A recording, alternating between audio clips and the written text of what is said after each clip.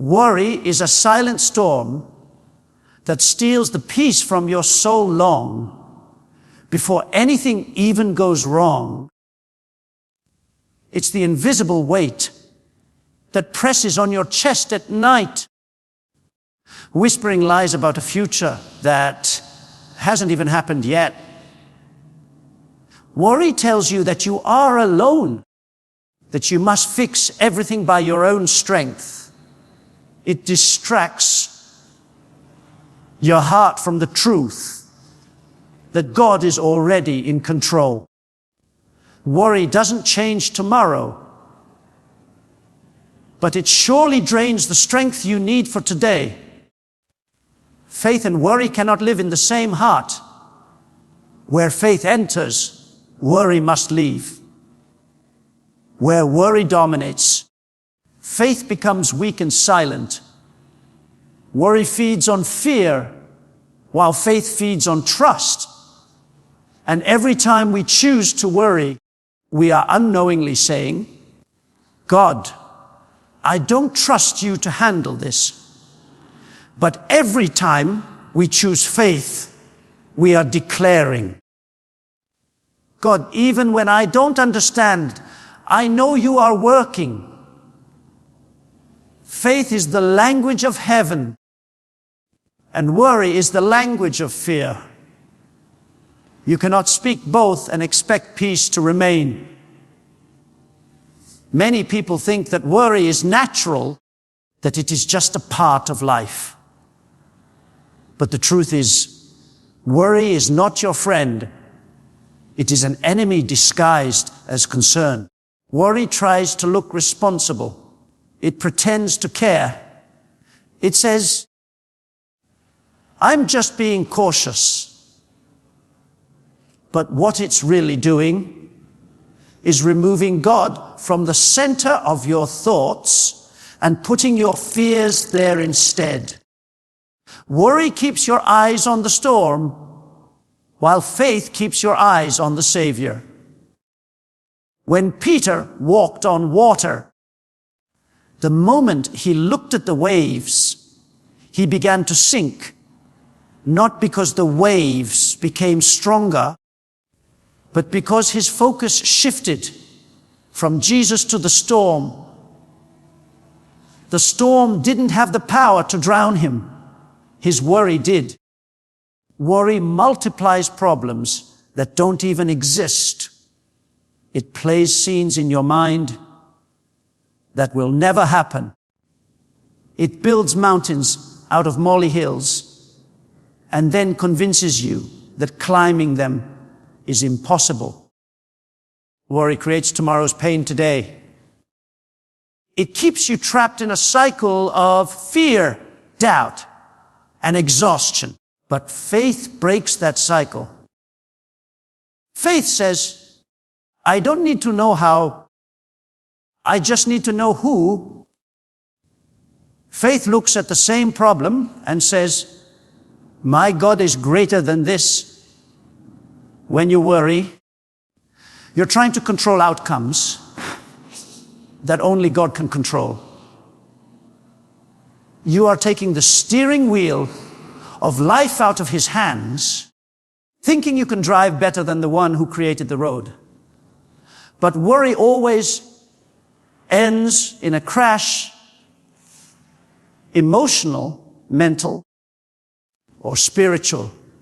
Faith, on the other hand, says, Lord, I surrender the wheel. I trust your timing, your direction, and your plan. When you release control, you make room for miracles. God cannot move freely in a heart that is occupied by fear.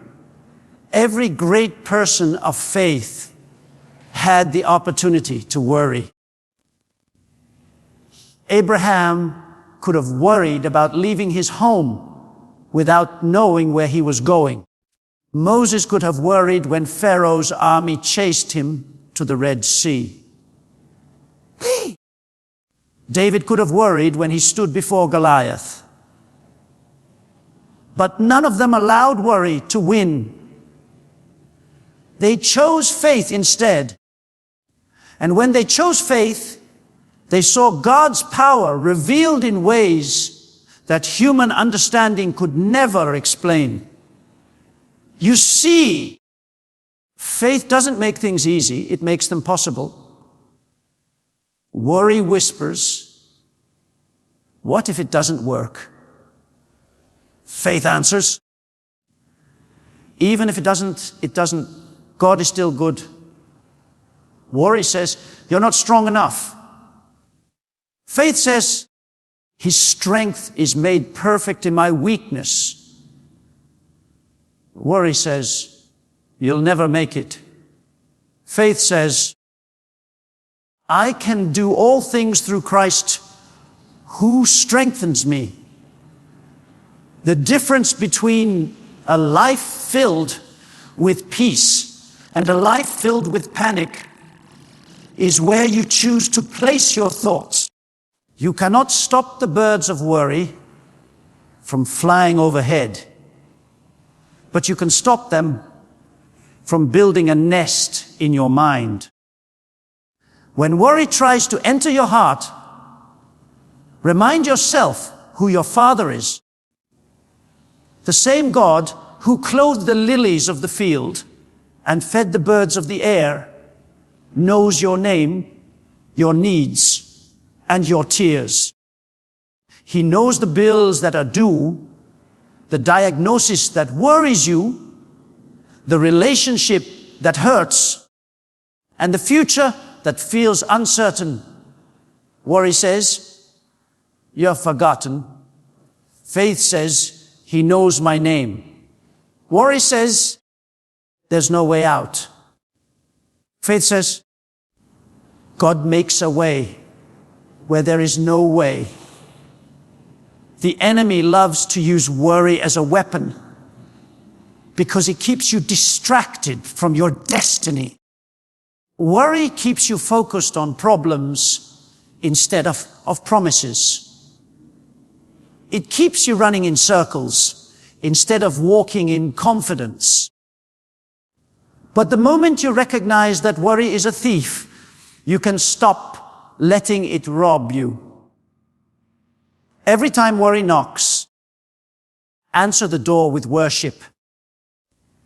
Every time fear rises, lift your voice in faith. You don't overcome worry by ignoring it. You overcome it by replacing it with trust, prayer, and praise. When your heart begins to worry, say within yourself, my God is in control. Speak it again and again until your spirit believes it. You are not abandoned and you are not forgotten. You are being carried through this season, even when you cannot see how. The hand that formed the stars is still holding your life. Worry cannot coexist with worship, and fear cannot stay where faith is alive. So, fill your atmosphere with faith. Speak life where worry tries to bring death. Lift your eyes from the storm and fix them on the one who calms the sea. Before you woke up this morning, God was already working. Before the problem showed up, the solution was already in motion. Before you took your first breath, God had already written every detail of your story. Nothing catches Him by surprise. He is never late, never unprepared, never uncertain. He goes before you, prepares the way, and makes paths straight that once seemed impossible to walk. You are not stepping into the unknown. You are walking into a plan that heaven has already completed. So often, we stand at the edge of uncertainty, wondering how things will work out. We pray, we plan, and still, we worry. We forget God does not start building bridges after we arrive at the river. He builds them long before we get there. You may not see it, but behind the scenes, God has already arranged the right people, the right opportunities, and the right timing. He is working in silence, setting things in order, so that when you arrive, everything you need is already waiting for you. Think about it. When the Israelites were wandering in the wilderness, they didn't know where the next step would lead them. Yet, every day, a pillar of cloud guided them by day, and a pillar of fire by night. God went ahead of them to light the way, to guard them, and to lead them safely through. That same God has not changed. He still goes before His people. You may not see a pillar of fire in the sky, but you have the same presence guiding your every step. His Spirit leads you even when the path looks uncertain. There are moments when you face closed doors and think God has forgotten you. But sometimes those closed doors are part of His protection plan. He sees what you cannot see. He knows the roads that lead to pain, the people that could harm you, and the opportunities that would drain your spirit. So when He blocks a way, it's not rejection, it's redirection. He's not withholding something good. He's making room for something greater. What you think is a setback might actually be the setup for your miracle. Before Abraham reached the mountain, God had already placed a ram in the thicket. Before Daniel was thrown into the lion's den, God had already shut the mouths of those lions. Before the 3 Hebrews were thrown into the fire, God had already planned to walk in the flames with them. Before you face your next challenge, God has already gone ahead to make sure victory is waiting on the other side. You may be walking into the unknown, but you are never walking alone. Sometimes God's timing doesn't align with our expectations. We look at the clock and think He's late. But heaven does not operate on our schedule. What feels delayed is often divine preparation. You see, God is not only working on your situation, He's also preparing you for what He's prepared for you. If He gave it too soon, you might not be ready to handle it. If He opened the door before your heart was strong enough, the blessing might break you instead of build you. So when it feels like God is silent, trust that He's simply arranging the details ahead of you. God moves in layers that human eyes cannot perceive. You might think nothing is happening, but in the spiritual realm, chains are breaking, hearts are being stirred, and circumstances are being shifted. He's aligning your path with people who will support your calling and removing those who would hinder it. You may think that rejection from one place means failure, but it could mean God already has another place prepared, one that fits your purpose perfectly. You don't have to understand everything to trust that He's working.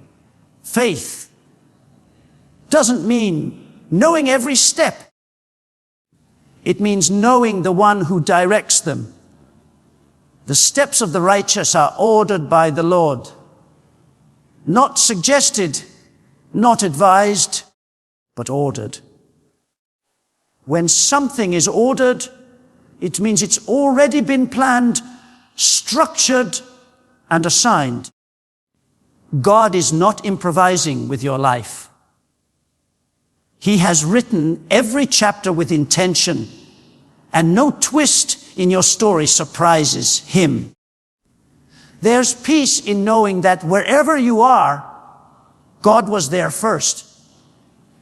When you step into a new job, he's already there. When you face a medical report, he's already there. When you move into a new season of life, he's already gone ahead, preparing what you will need. Even in your pain, he is present. Even in your loss, he is leading. God's presence doesn't begin when your situation changes. His presence is what carries you through until it does. Sometimes what looks like a delay is actually God making sure everything lines up perfectly for your good. When Joseph was betrayed by his brothers and thrown into a pit, it looked like disaster. But God had already gone ahead into Egypt, preparing the palace long before Joseph ever arrived there. What looked like the end of a dream was actually the beginning of destiny. God doesn't need to consult your circumstances before he fulfills his promise. He works through them, above them. And in spite of them, you may not understand what's happening today, but one day you'll look back and realize that God had been guiding you every step of the way. Every detour had a divine purpose. Every heartbreak had hidden wisdom. Every loss was making space for something better. You'll realize that while you were trying to figure it out, God had already worked it out. He had gone before you into every season, every trial, every valley, and every victory. Nothing in your life is random because the author of your story never writes without intention. Life can often feel like a storm, winds of worry, waves of uncertainty, and thunder that shakes your peace. You stand there, trying to hold everything together, yet the more you try, the more it slips through your hands. The world tells you to fight harder, plan better, control more. But faith whispers something different. Faith says, be still. Faith doesn't silence the storm by human strength. It anchors the heart in divine peace. When faith enters, chaos loses its voice. It's not that the storm disappears. It's that the storm no longer controls you. There's a powerful calm that comes when you believe that God is bigger than what you're facing. Faith doesn't ignore the facts. It looks beyond them. Faith doesn't deny the wind and waves. It declares that Jesus still walks on water. When everything feels unstable, faith reminds you that you stand on the rock that cannot be moved. The storms of life may test you, but they cannot destroy what God has strengthened within you. Faith does not remove the chaos. It transforms your perspective in the midst of it. In the gospel, there's a story that reveals this truth so clearly. One night, Jesus and his disciples were crossing a lake when a violent storm arose.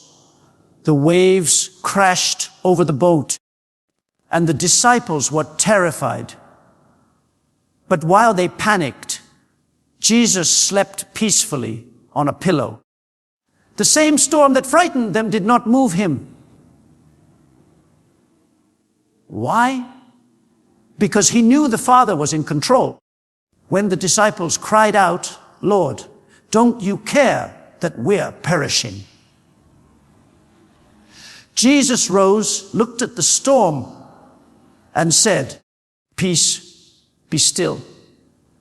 Instantly, the wind stopped and the sea became calm. The same voice that spoke creation into existence spoke peace into chaos. That's what faith does. It calls calm into the middle of the storm. Notice something powerful. Jesus didn't calm the storm before they entered the boat. He calmed it after it began. Faith doesn't mean life will be storm-free. It means you can have peace in the middle of the storm. God allows us to walk through turbulent seasons, not to destroy our peace, but to deepen our trust. You don't really know how strong your faith is until it's tested. Chaos reveals what your heart truly believes. Do you believe only when everything is smooth? Or do you still believe when the wind howls? Faith that only works in comfort isn't faith.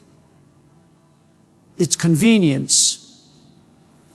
Real faith says, even when everything falls apart, I still trust the one who holds it all together. Chaos has a way of magnifying fear. It makes small problems look impossible and temporary pain feel permanent. Fear screams, "What if it never gets better?" Faith whispers, "Even if it doesn't, God is still with me." Fear looks at the size of the storm. Faith looks at the size of the Savior. Fear focuses on what's going wrong. Faith focuses on the one who never fails. You see, calm doesn't come from perfect conditions. It comes from perfect trust. The moment you stop trying to control everything and start trusting that God is in control, peace floods your heart like still water after a raging storm. Faith doesn't need to see the end to believe in the promise. It doesn't wait for proof to have peace. It chooses calm before the outcome is visible. That's why faith is powerful. It redefines what peace means. Peace is not the absence of problems. It's the presence of assurance that no problem is greater than your God. The chaos outside can only rule if the calm within has been surrendered. When your faith is alive, you can stand in the middle of the storm and still smile, because you know who's in the boat with you. Sometimes God doesn't change the storm because He wants to change you through it. If every wave disappeared instantly, you would never learn how to trust Him deeply. Every trial teaches the language of reliance. Every delay strengthens endurance. Every unanswered prayer develops patience.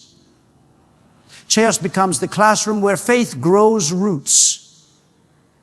And once faith takes root, the winds can blow, but they cannot uproot you. There's a peace that surpasses understanding, a calm that doesn't make sense to the world. People will look at you and wonder how you're still standing, still smiling, still believing when everything looks broken. But faith gives you that unshakable stillness, because it's not built on circumstances, it's built on God's character. You know He is faithful. You know He has never failed you before. And if He carried you through yesterday's storm, He will carry you through today's too. Faith teaches you to stop fighting the waves and start trusting the one who commands them.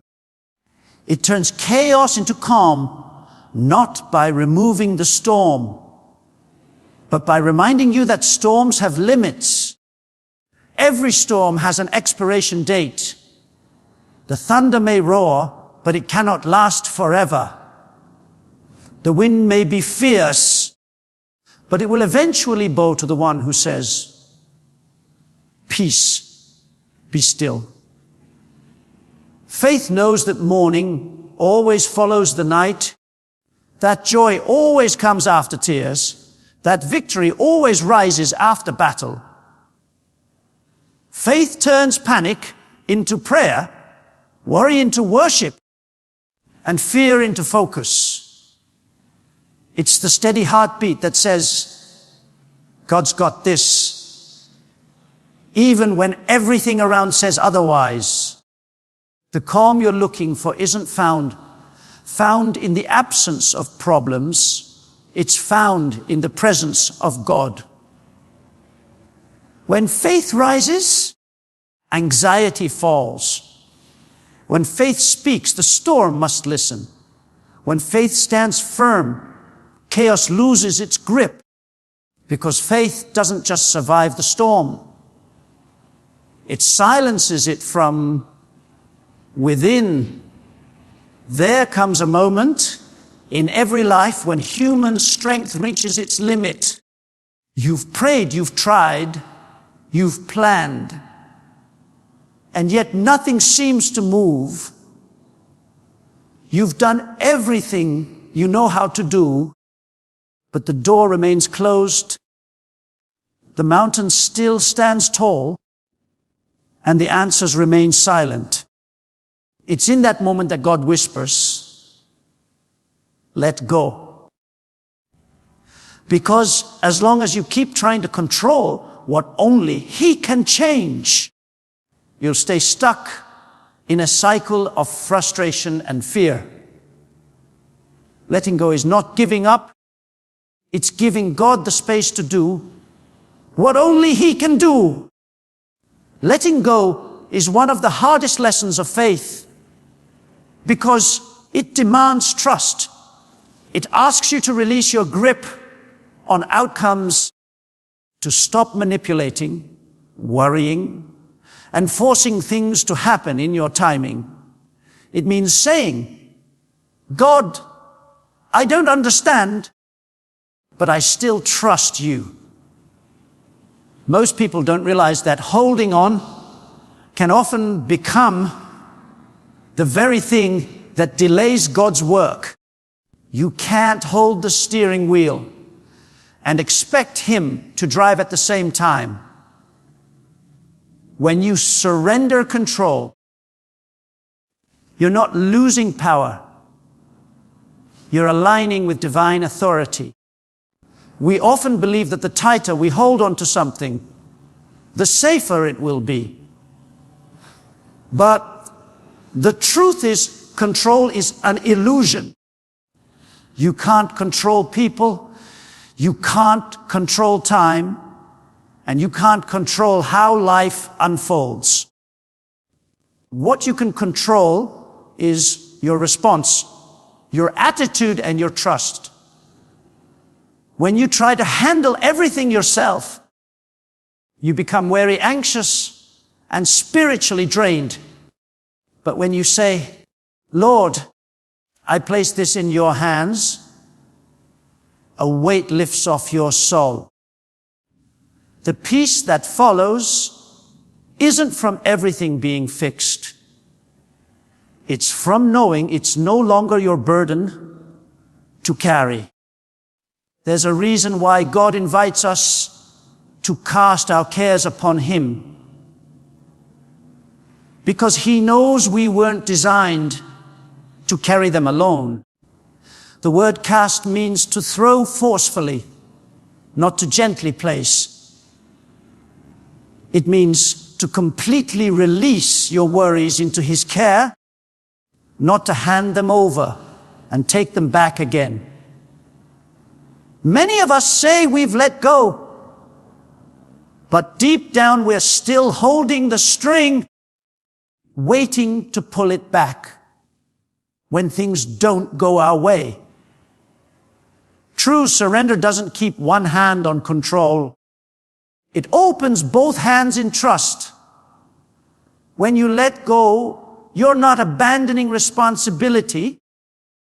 You're acknowledging that divine wisdom knows better than human understanding. Think of a child learning to swim.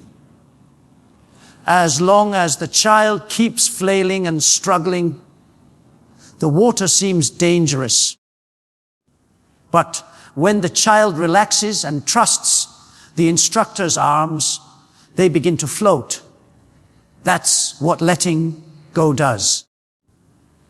It allows you to float on God's grace instead of drowning in your own effort.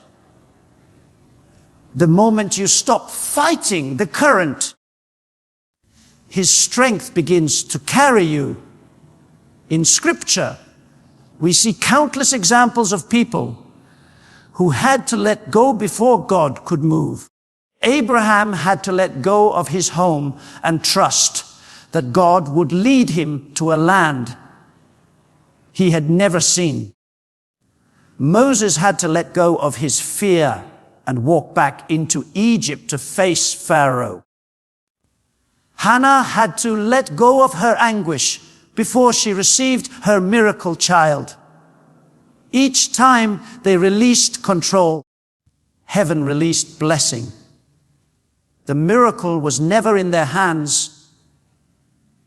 It was in their surrender. Letting go doesn't mean you stop caring. It means you stop carrying. You stop carrying the weight of outcomes, the pressure to fix others, and the fear of what's next. You stop trying to open doors that God has closed, and stop trying to close doors that He's kept open for a reason. Sometimes the delay is not punishment, it's protection. Sometimes what looks like loss is actually preparation. God can see beyond what your eyes can reach. And when you let go, you allow Him to weave every detail together in His perfect timing.